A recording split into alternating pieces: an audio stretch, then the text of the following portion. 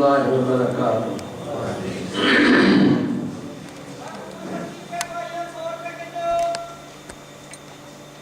الحمد لله وحده والصلاة والسلام على من لا نبي بعده. أعوذ بالله السميع العليم من الشيطان الرجيم. بسم الله الرحمن الرحيم. وما كنا معذبين حتى نبعث رسولا وإذا أردنا أن نهلك قرية أمرنا مترفيها وفسدوا فيها فحق عليها القول فدمرناها تدميرا. وكم أهلكنا من القرون من بعد نوح وكفى بربك بذنوب عباده خبيرا بصيرا. اللہ وحدہ لا شریک کی لا تعداد حمد و ثنا رحمت دو عالم صلی اللہ علیہ وسلم پہ لا تعداد درود و سلام. مختصر حمد و ثنا درود و سلام کے بعد قرآن مجید کے 15ویں پارے سورہ بنی اسرائیل سے آیت نمبر 14, 15 اور 16 کی تلاوت ہوئی ہے. قرآن مجید کی یہ آیات بالخصوص آیت نمبر 16 اس میں رب العالمین نے اس دنیا پہ آباد انسانوں کے لیے ایک ضابطے کا اعلان کیا ہے. یہ بات مجھے اور آپ سب کو یقین کر لینی چاہیے کہ اس زمین کے فضا میں اس زمین پر آسمانوں کے اندر کوئی چیز بھی اللہ کے حکم کے بغیر حرکت بھی نہیں کر سکتی. اللہ کا علم اتنا وسیع ہے کہ ذرے ذرے کو وہ جانتا ہے, پتہ پتہ سے وہ باخبر ہے, اور مخلوق کی تمام حرکات و سکنات سے وہ اچھی طرح باخبر ہے. قرآن مجید میں یہ ایک ضابطہ اللہ نے بیان کیا ہے. رب العالمین اپنے بندوں کی اصلاح کے لیے بہت بڑا مستحکم نظام اس نے مقرر کیا ہے, اور وہ یہ ہے کہ ان کی رہنمائی کے لیے انبیاء کا سلسلہ شروع کیا. 1,00,000 سے زائد اللہ تعالیٰ نے انبیاء کرام دنیا میں مبعوث فرمائے, اور اس سلسلے کو ختم کرتے ہوئے آخری نبی حضرت محمد رسول اللہ صلی اللہ علیہ وسلم کو قیامت تک کے لیے مستقل نبی مقرر کیا. رحمت دو عالم صلی اللہ علیہ وسلم کا یہ فرمان کتب حدیث میں موجود ہے کہ علماء امتی کا انبیاء بنی اسرائیل. رب العالمین نے میری امت میں علماء کی اکثریت رکھنی ہے جیسے بنی اسرائیل میں اللہ نے انبیاء کی کثرت پیدا کی ہے. علماء امت کے انبیاء کی تعلیم کو اجاگر کرنے کے لیے اللہ تعالیٰ نے دنیا کے ہر مقام پر موجود رکھے ہوئے ہیں. کوئی آبادی, کوئی شہر, کوئی باقاعدہ قصبہ اور کوئی جھونپڑی ایسی نہیں ہے جو علماء کی خدمات سے باخبر نہ ہو. موجودہ سائنسی ترقی کے پیش نظر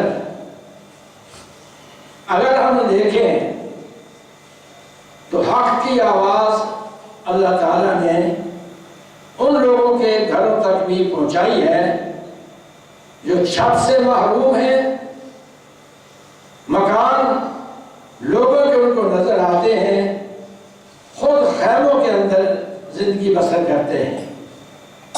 یہ خانہ بدوش جو بڑے بڑے اونچے محلوں سے محروم، مکانات سے محروم، دکانوں سے محروم، مگر عارضی چھت سائے کے طور پر یہ بھی جو ہے خیمہ بنا کے بیٹھے ہیں، ان کے گھروں میں بھی حق کی آواز اب پہنچ رہی ہے۔ ان لوگوں نے بھی اپنے جو ہے خیموں کے اندر ٹی وی سجا رکھے ہیں، ریڈیو ان کے پاس موجود ہیں، اور اب تو اس کی فراوانی یوں ہوئی کہ ہمارے ہاتھوں میں جو موبائل آئے ہیں، اس کے ذریعے بھی باقاعدہ انٹرنیٹ کے پروگرام نوجوان سنتے ہیں، اور انٹرنیٹ میں باقاعدہ طور پر علماء کے خطابات محفوظ ہیں۔ جب کسی کا آپ خطاب سننا چاہیں آپ کو وہ بات مل جائے گی۔ تو آپ کا یہ فرمان کہ انبیاء بنی اسرائیل کی طرح میری امت کے اندر علماء کی بہتات ہوگی، اور ان کا کام کیا ہے؟ فرمایا العلماء ورثۃ الانبیاء، اللہ نے دین کی تعلیم نبیوں کے ذریعے عام کی ہے، اور اس تعلیم کے محافظ اور امین اب علماء امت ہیں۔ علماء امت کے اندر نیک اور صالحین، مخلص اور محنتی علماء اس دنیا کے اندر بکثرت موجود رہے اور ہیں۔ اگرچہ کچھ لوگ اپنا نام علماء کی صف میں شامل کرتے ہیں، مگر اپنا عمل، اپنا کردار، اپنی دعوت وہ اللہ اور رسول کی بجائے شیطان کی ترجمانی کرنے والے موجود ہیں۔ یہ بات بھی حدیث مبارکہ میں موجود ہے۔ آپ نے فرمایا ہے کہ امت کے اندر فساد پھیلے گا، اور اس کی بنیاد ایسے علماء ہوں گے جو علماء سو کہلائیں گے، برے لوگوں کی برائی کی نشاندہی کرنے کے بجائے نیکی کو چھپانے والے اور برائیوں کو اجاگر کرنے والے بھی ایسے ہوں گے، اور یہ بھی ہر دور میں ہوا ہے، اب بھی ہے، پیچھے بھی تھا۔ بات میں ذکر کر رہا تھا کہ قرآن مجید کی سورہ بنی اسرائیل آیت نمبر 15 میں رب العالمین نے یہ بات بیان کی ہے، وَمَا كُنَّا مُعَذِّبِينَ حَتَّى نَبْعَثَ رَسُولًا، ہم کسی کو عذاب سزا میں مبتلا نہیں کرتے جب تک اس کو حق بات سے باخبر نہ کر دیں۔ نبیوں کی موجودگی میں نبی بتاتے تھے، اب علماء امت کا یہ فریضہ ہے اور وہ بتا رہے ہیں۔ بتاؤ ذرا ہماری امت مسلمہ کا کون سا مسلمان ہے جس کو یہ بات معلوم نہیں کہ شرک بہت بڑا گناہ ہے؟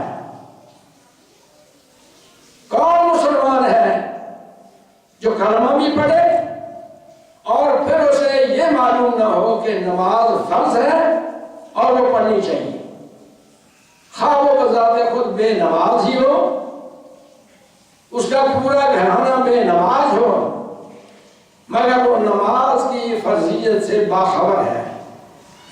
اسی طرح ارکان اسلام جتنے بھی ہیں، سب سے علماء نے گھر گھر کے نمازیوں کو، گھر گھر کے مسلمانوں کو اس قدر باخبر کر دیا ہے کہ اب کوئی آدمی اپنی بے خبری کا رونا نہیں رو سکتا ہے۔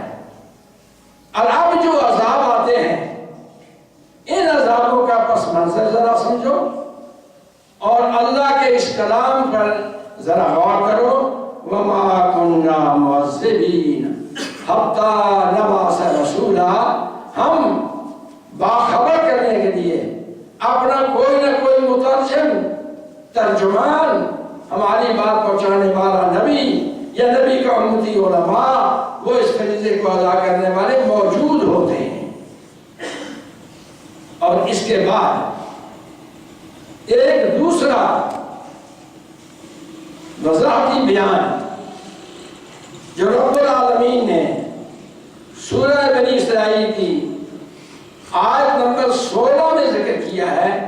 اللہ فرماتے ہیں وَإِذَا أَرَدْنَا أَن نُهْلِكَ قَرْيَةً أَمَرْنَا مُتْرَفِيهَا، جب کسی آبادی کی بربادی کا ٹائم آتا ہے، کسی علاقے کی تباہی و بربادی کا ہم فیصلہ کرنا چاہتے ہیں، تو پہلے ہم لوگوں کو مہلت دیتے ہیں۔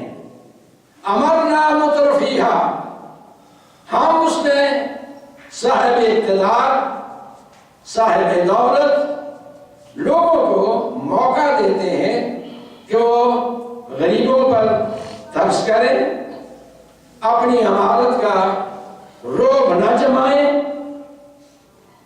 دولت کا شکریہ ادا کریں اور مالک کو فراموش نہ کریں۔ ہم انہیں موقع دیتے ہیں، فَفَسَقُوا فِيهَا،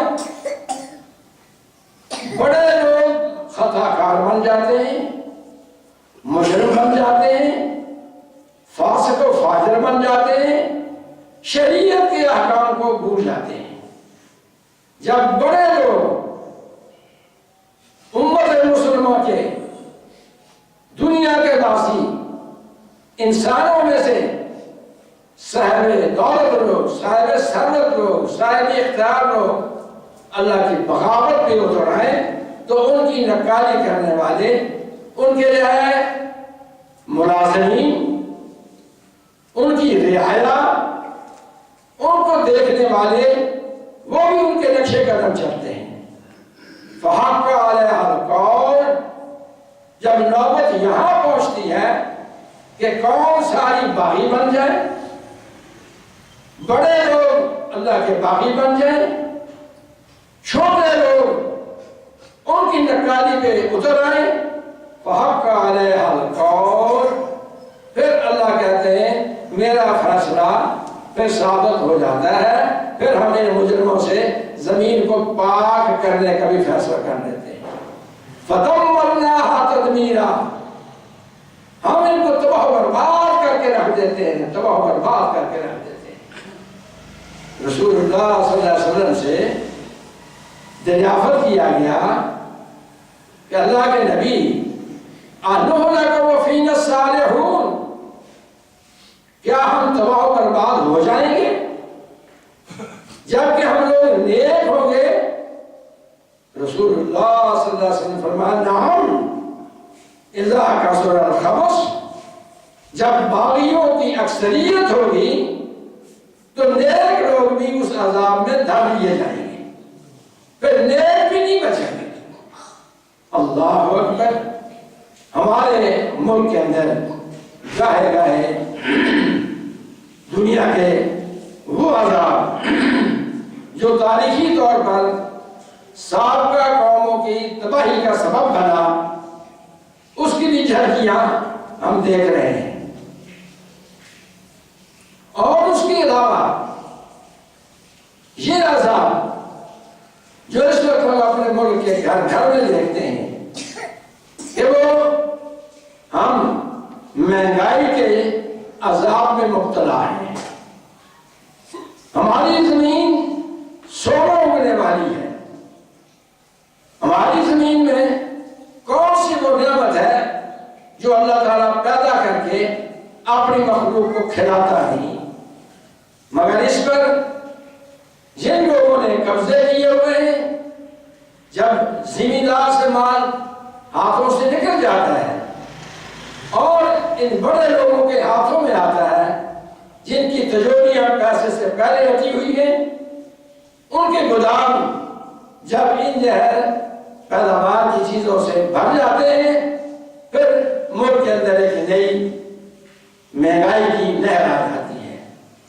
ابھی یہ بلوں کا جو مسئلہ تازہ تازہ ہمارے سامنے آیا ہوا ہے، بجلی کے بل لوگوں کو پہلے سے کہیں زیادہ وقت کی حکومت کے اہلکار لوگوں نے بڑھا چڑھا کے دیے۔ جب انہوں نے شور ڈالا اسی کو کاٹ کے نصف سے بھی نیچے کم کر دیا۔ اس ظالموں پر اس کو کیوں زیادہ کیا؟ مگر یہ ہے کیا ہے؟ یہ ہے قوم کی بغاوت کا نتیجہ کہ جس کو جو ہے 500 کا بل آتا تھا اس کو 4000 کا بل آ گیا، جس کو 1000 کا بل آیا تھا اس کو 6000 8000 بل آ گیا۔ اب وہ بل لے کے بازار سے گزرتا ہے، دفتر میں پہنچتا ہے، لوگ وہاں جا کے بل چلاتے ہیں اور وہ اسی کو کہتے ہیں آپ بل دے دیں ٹھیک کر کے بھیج دیں گے۔ ظالموں اب تم ٹھیک کر کے بھیجو گے، پہلے کیوں نے ٹھیک کیا؟ یہ عذاب ہے، عذاب، یہ عذاب ہے۔ امرنا مترفیہا ففسقوا فیہا، اللہ کہتے ہیں جس وقت یہ قوم بغاوت میں اترتی ہے، حق علیہ القول، پھر ہمارا فیصلہ حق بن جاتا ہے، فدمرناہا تدمیرا۔ 2005 میں اسی ماہ اکتوبر میں جو ہمارے کشمیر اور پاکستانی اضلاع پہ گزری بصورت زلزلہ، اس کو کون بھولا ہے؟ آپ لوگوں نے جو دل کھول کے اپنے بھائیوں کی معاملت کی ہے وہ بھی آپ سے مخفی نہیں، اور آگے مستحقین تک پہنچنے سے پہلے جس پر ڈاکو پڑ گئے وہ بھی آپ اخبارات میں پڑھتے رہے۔ یہ اللہ کا عذاب نہیں تو اور کیا ہے؟ ایک طرف زلزلے سے لوگ تباہ ہو گئے، دوسری طرف زلزلے کی مدد کرنے والے بین الاقوامی مسلم اور غیر مسلم اکٹھے ہو گئے، اور آگے ہمارے ملک کے ڈاکو ان کے اوپر راستے میں بیٹھ گئے۔ یہ بھی ایک عذاب ہے۔ 2010 میں کشمیر اور ہمارے پاکستان کے اندر سیلاب کی ایک وہ کیفیت آئی جس کا آپ کو اچھی طرح سے علم ہے۔ اب 2014 میں اسی علاقے میں پھر عذاب، کچھ بچ گیا اور کچھ علاقہ اس کی زد میں آ گیا۔ اس وقت دریائے سندھ اچھلا اور دریائے سندھ کے ساتھ کابل کا دریا وہ جب بھر گیا، پنجاب کے دریا سب اچھلے، اور پنجاب کے اضلاع کا جو حشر ہوا وہ 2010 میں اس کا جو حشر ہوا وہ بھی جو ہے آپ لوگوں نے سنا، آپ لوگوں نے کھل کے تعاون کیا، اللہ آپ کا وہ تعاون قبول کرے۔ مگر ابھی تک ان کے لوگوں کے جو ہے اوصان اپنی جگہ پہ نہیں آئے، دل و دماغ مطمئن نہیں ہوا تھا کہ اب دوبارہ پھر سیلاب آ گیا۔ اور اس سیلاب کے اندر بھی مجھے اتفاق سے اسی علاقے میں پچھلے جمعے جانے کا اتفاق ہوا۔ میں حیران ہو گیا، مظفر گڑھ شہر کو بچانے کے لیے اور مظفر گڑھ کا پل جس کے اوپر سینکڑوں خیمے میرے ساتھ بچے موجود تھے، میں نے انہیں کہا کہ شمار کرنے شروع کرو۔ اب شمار کرتے گئے تو وہ 600 کے لگ بھگ خیمے نظر آئے۔ اس کے اندر بچے بھی موجود ہیں، جوان بوڑھے بھی موجود ہیں، اور جو ان کو جانور بچ گئے ہیں وہ بھی کھڑے کیے ہوئے ہیں۔ اور ہم یہ گزرے رات کے ٹائم، اور رات کے ٹائم باہر نظر جاتی تھی پانی ہی پانی۔ اس پل کو بچانے کے لیے پیچھے سے پانی کا ریلا آیا، اس کو توڑ کے آگے سے پانی دریا میں ڈال دیا گیا تاکہ پل بچ جائے اور مظفر گڑھ شہر تباہ نہ ہو۔ یہ ایک جگہ کا نظارہ میں کر کے آیا ہوں۔ پیچھے سیالکوٹ سے چلے جاؤ، اور آگے تک جہاں تک پنجاب کا علاقہ ہے 21 اضلاع اس سے متاثر ہیں۔ حکومت وقت اس پر یقیناً توجہ دلا رہی ہے اور وہ اپنی ہمت کے مطابق ان کا تعاون بھی جاری رکھے ہوئے ہے۔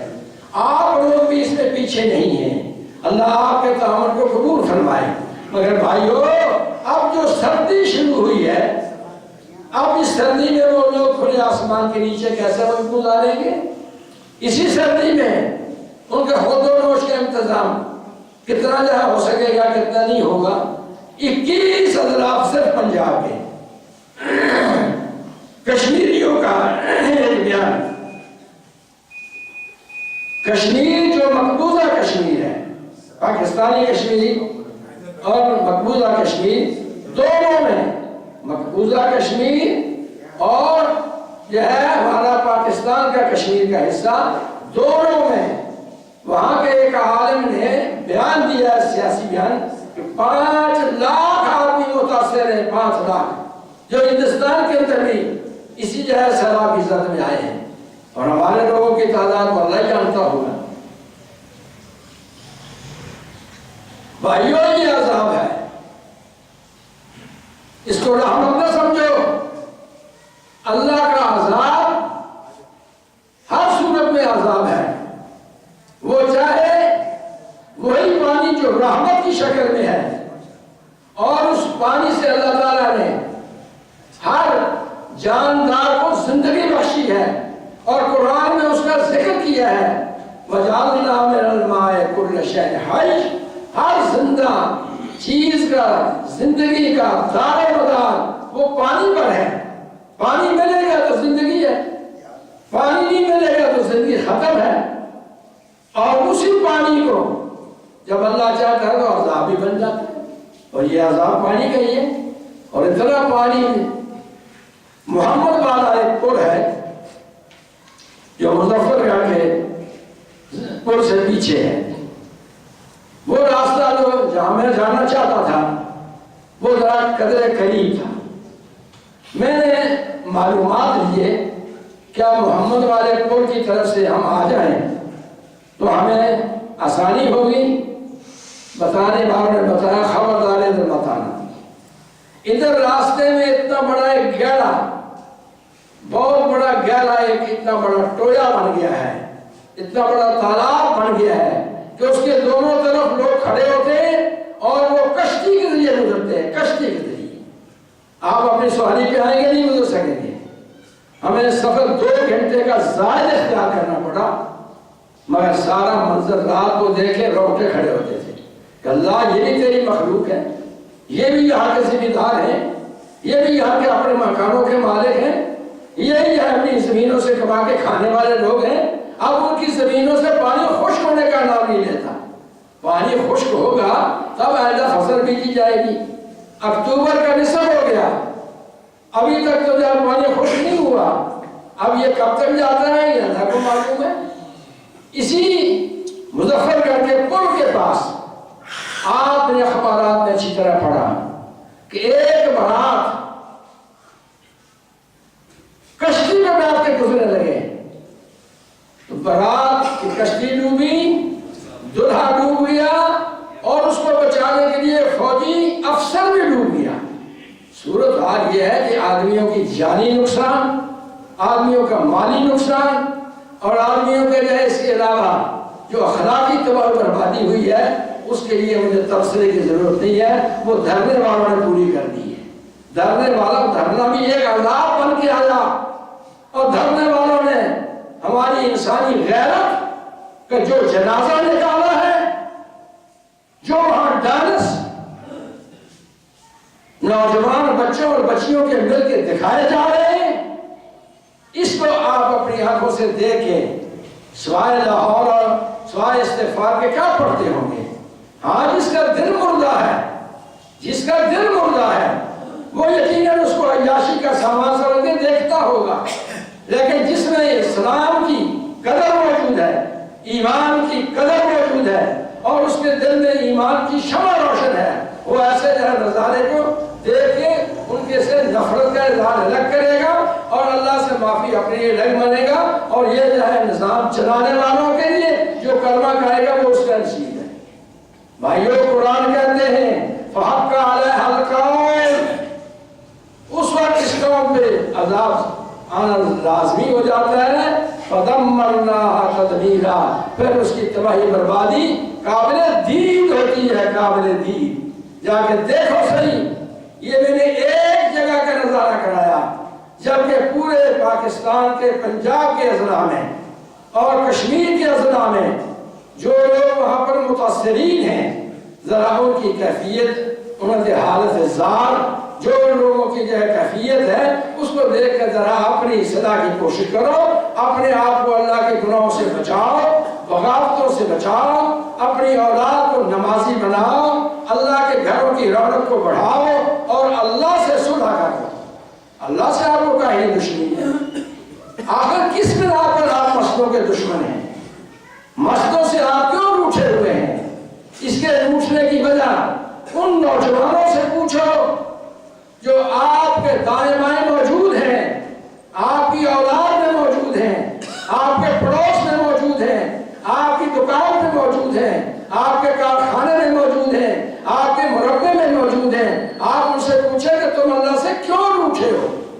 آخر اللہ تمہارا تم پہ محسن نہیں ہے؟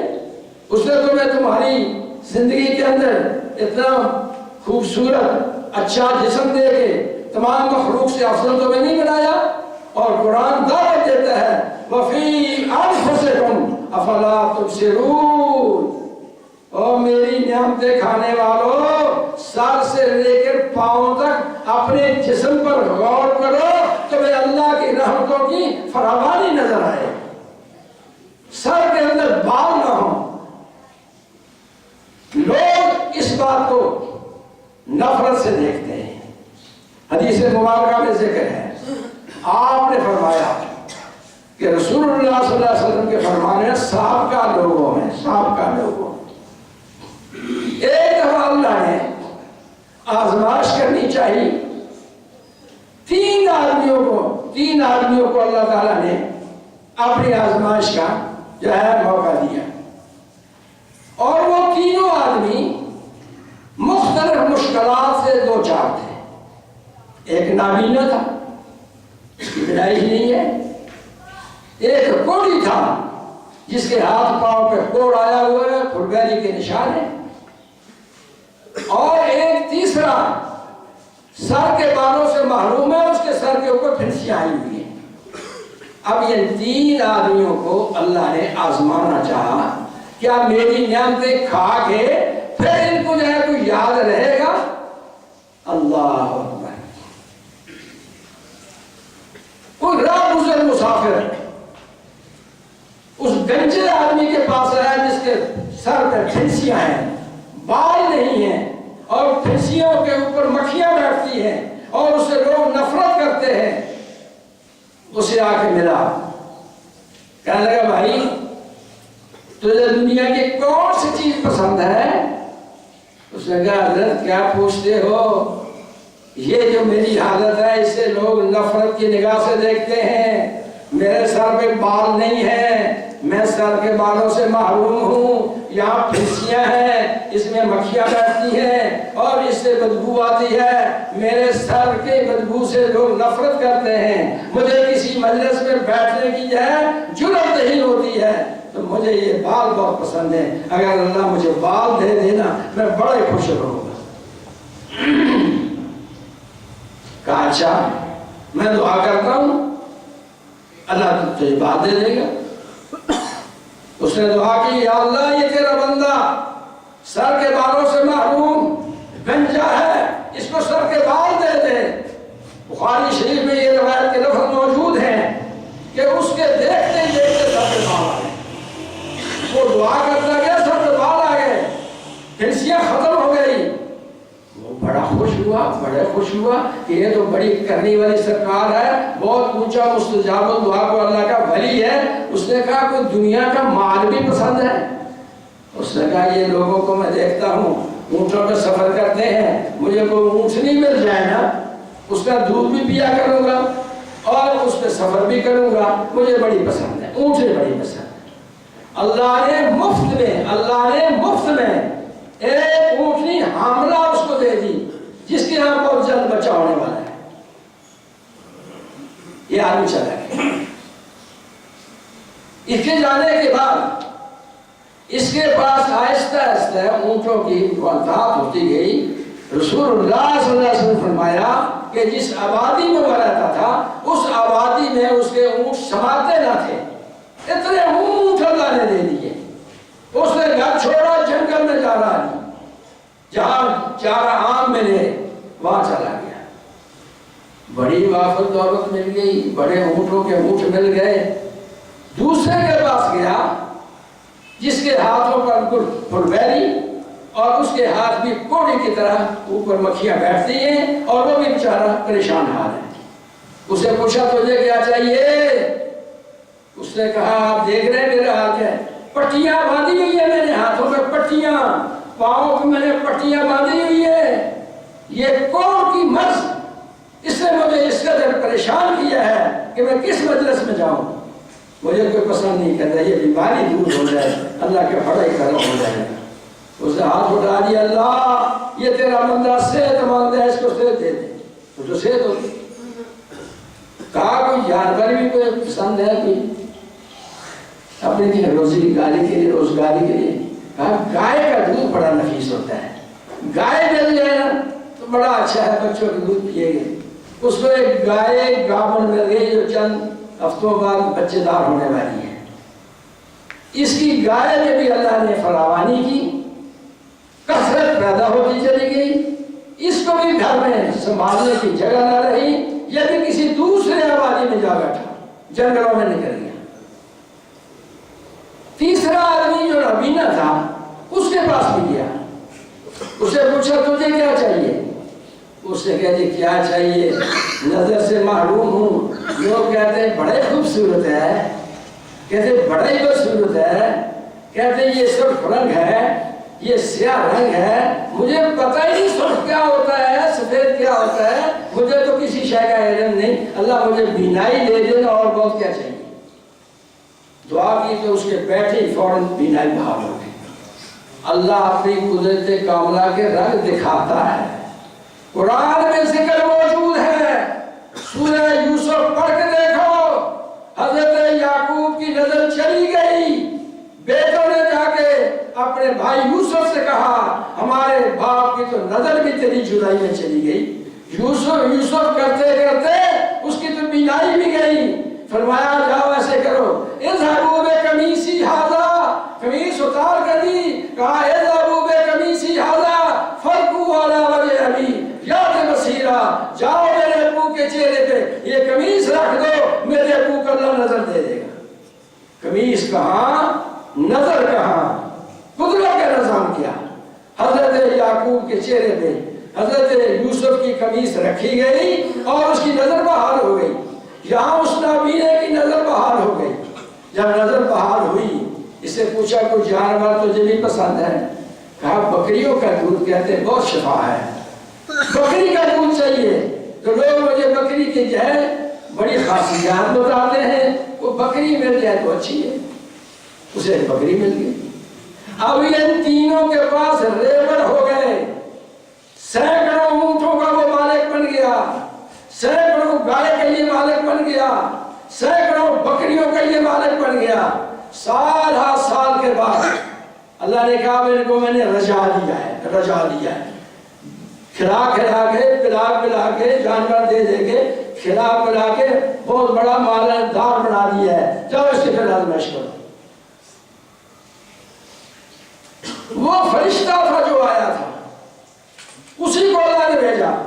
فرمایا ان تینوں کے پاس اسی حالت میں جس میں وہ تھے, گنجے کے پاس گنجا بن کے جا, کوڑی کے پاس کوڑی بن کے جا, نابینے کے پاس نابینا بن کے جا. اور ذرا آزمائش تو کر کے مجھے یاد رکھا ہوا کہ بھول گئے ہیں. وہ گیا گنجے کے پاس, کہا صاحب اللہ نے تمہیں خیر سے نوازا ہے, تم کسی وقت گنجے ہوتے تھے نا, اللہ نے تمہیں دیکھو اونٹ دیے ہیں, ایک اونٹ مجھے بھی دے دو, ایک اونٹ سے مجھے بھی دے دو, میرے بچے بھی دودھ پیئیں گے. اس نے اونٹ سے کم نہیں رہنا, اس نے کہا اونٹ سے کہا مجھے ضرورت اونٹنی کی ہے، سفر کرنا ہے میں نے. کہتا ہے یار جو آتا ہے اونٹ ہی مانگتا ہے، کچھ چھوٹی تو مانگ لو. کہتا ہے تجھے اللہ نے دیا تو اس میں سے دے دے. کہتے کیوں جھوٹ بولتا ہے؟ یہ اونٹی میرے دادا جی کی ہے، یہ اونٹی میرے پردادے کی ہے، یہ اونٹی میرے نانا کی ہے، یہ میرے چچا کی ہے. وہ سب کچھ بھول گیا، غربت بھول گیا، سر کے بال گنجے ہونے بھول گیا. کہا اگر تو جھوٹ بولتا ہے تو میں اللہ کو کہہ دوں؟ اس نے کہا جا جا، تیری طرح کے کتنے یہاں باتیں آئے کرنے والے، چل بھاگ جا. اس نے کہا یا اللہ یہ تیرا بندہ جھوٹ بولتا ہے، جس جگہ سے اٹھایا تھا وہاں لے جا. کہنے کی دیر تھی سر کے بال اتر گئے، پھنسیاں پیدا ہو گئی، دیکھتے ہی دیکھتے سب جانور مر گئے. وہ چلا گیا. دوسرے کے پاس گیا گاؤں والا، اس نے یہی جواب دیا، جو آتا ہے گائے مانگتا ہے، جو آتا ہے بیل مانگتا ہے. اس کو بھی یہی بات سوچی. اس نے بھی کہا کہ میں خاندانی مالدار ہوں، یہ نودولتی ہے. سن 47 میں اپنی سابقہ غربت کو بھولنے والوں، آپ کے پیسوں پہ ناز کرنے والوں، نہ معلوم ہماری بغاوتوں کے نتیجے میں سیلاب آتے ہیں، نہ معلوم ہماری برائیوں کی وجہ سے زلزلے آتے ہیں، نہ معلوم اللہ کیوں ناراض ہے. ہم اپنے کردار کو دیکھیں، ہم اپنے کردار کو دیکھیں. اللہ اکبر. تیسرا تھا اندھا، اس کے پاس بھی نابینا بن کے گیا، ہاتھ میں لاٹھی، آہستہ آہستہ قدم رکھتا ہے. اس کے پاس جا کے بیٹھا، کہا بھائی جان میں نابینا ہوں، کسی وقت تو بھی نابینا ہوتا تھا نا، تجھے اللہ نے بکریاں دی ہے، کوئی ایک آدھ بکری مجھے بھی دے دے، بچے دودھ پیئیں گے تجھے دعا دیں گے. اس نے کہا تو نے بہت سچی بات کہی ہے، مجھے میرا ماضی یاد کرا دیا ہے. میں واقعی نابینا ہوتا تھا، اللہ نے مجھے بینائی والی نعمت بھی دی اور بکریوں کے لیے بہت بڑے ریوڑ بھی دیے. اب تو نابینا ہے، تجھے تو پتہ نہیں چلے گا. میں موٹی تازی بکریاں لے کے آ رہا ہوں تیرے پاس، اور ان بکریوں اندر سے کرسی لا کے دو. بھائی اندر سے کرسی لا کے دو، کوئی حل نہیں. عبداللہ جان اندر سے کرسی دیا، وہ باہر کھڑے ہیں، ان کو دے دیں. پوچھنے والے نے جب یہ پوچھا کہ مجھے بکری چاہیے، جواب دینے والے نے ماضی یاد کر لیا، ماضی یاد کر لیا. میں بھی غریب ہوتا تھا، میں بھی نابینا ہوتا تھا. کہا یہ بکری لے آیا ہوں، اس کو تو دیکھ، ہاتھ سے ٹٹور کے اس کے لمبے لمبے تھن دیکھ. دوسری لایا، تیسری لایا، چوتھی لایا. کہا کون کون سی بکری؟ جتنی چاہتا ہے لے جا. اس آدمی نے آنکھیں کھول لی، جو نابینا تھا نا، آنکھیں کھول لی. اس نے کہا اللہ نے تم تینوں کی آزمائش، دو اپنی بے اعتدالی کی وجہ سے تباہ و برباد ہو گئے، اور تجھے اللہ نے دولت مند کر کے شکر کی بنا پر تجھے بچا لیا. یہ واقعہ بخاری شریف سے بیان کیا میں نے. وہ قصہ اور کہانی نہیں سناتا، رحمت دو عالم کی حدیث سناتا ہوں. ہماری بدعمالیوں کے نتیجے میں اللہ ناراض ہو چکا ہے، اللہ ناراض ہو چکا ہے. اور بالخصوص یہ 2 مہینے سے اسلام آباد میں جو ڈرامہ ہو رہا ہے وہ اللہ کو خوش کرتا ہے، اس سے اللہ راضی ہے. وہ غیرت جو مسلمان کی پہچان تھی، اس غیرت کے جنازہ اسلام آباد میں نکلا ہے. وہ مسلمان عورتیں جن کو حکم تھا قرآن میں وَقَرْنَ فِي بُيُوتِكُنَّ، تم گھروں کی زینت بنو، وہ بازار کی زینت بنی. اور اب تک باز نہیں آتے، اب تک باز نہیں آتے، اب تک باز نہیں آتے. ایک وہ، نہ وہ باز آئے نہ وہ باز آئے، نہ اسے کوئی غیرت، نہ اسے کوئی ایمان کا خیال، نہ اسے کوئی اللہ کا جو ہے عذاب کا خطرہ. لوگ عذاب میں مبتلا ہے، یہ ڈراموں میں مبتلا ہے. اللہ مجھے آپ سب کو صحیح بات سمجھنے کی توفیق عطا فرمائے، اور ان میں اس سیلاب زدہ لوگوں کی تعاون میں جو ہم سے ہو سکے کریں.